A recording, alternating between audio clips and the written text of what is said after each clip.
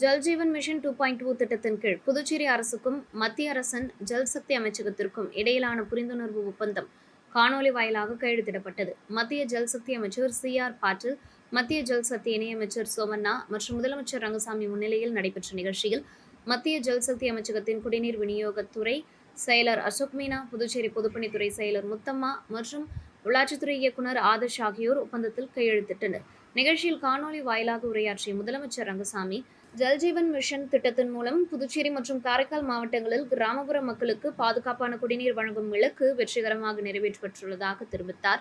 2020ஆம் ஆண்டு திட்டம் தொடங்கப்பட்ட போது புதுச்சேரி மற்றும் காரைக்காலில் 14,976 குடும்பங்களும் 390 பள்ளிகளுக்கும் 413 அங்கன்வாடி மையங்களுக்கும் வீட்டு குடிநீர் குழாய் இணைப்புகள் இல்லை என்பது கண்டறியப்பட்டதாகவும், திட்டத்தின் மூலம் சுமார் 15,000 புதிய குடிநீர் இணைப்புகள் வழங்கப்பட்டதாகவும் அவர் கூறினார்.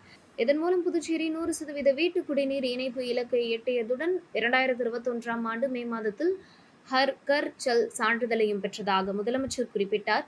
ஜல்ஜீவன் மிஷன் திட்டத்தின் கீழ் புதுச்சேரிக்கு ரூபாய் 33,60,00,000 மதிப்பிலான திட்டங்கள் ஒப்புதல் அளிக்கப்பட்டதாகவும், அதில் மத்திய அரசு ரூபாய் 13,30,00,000 நிதியை உதவியாக வழங்கியதாகவும் தெரிவித்தார்.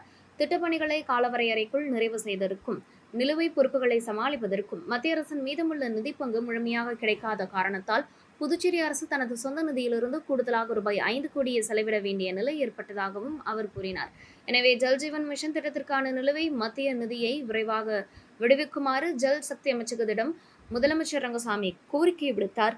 இந்நிகழ்ச்சியில் தலைமை செயலர் சரத் சௌஹான், உள்ளாட்சித்துறை செயலர் கேசவன், புதுச்சேரி ஜல்ஜீவன் இயக்கத்தின் துணை இயக்குநர் பாஸ்கர் மற்றும் பல்வேறு துறை அதிகாரிகள் கலந்து கொண்டனர்.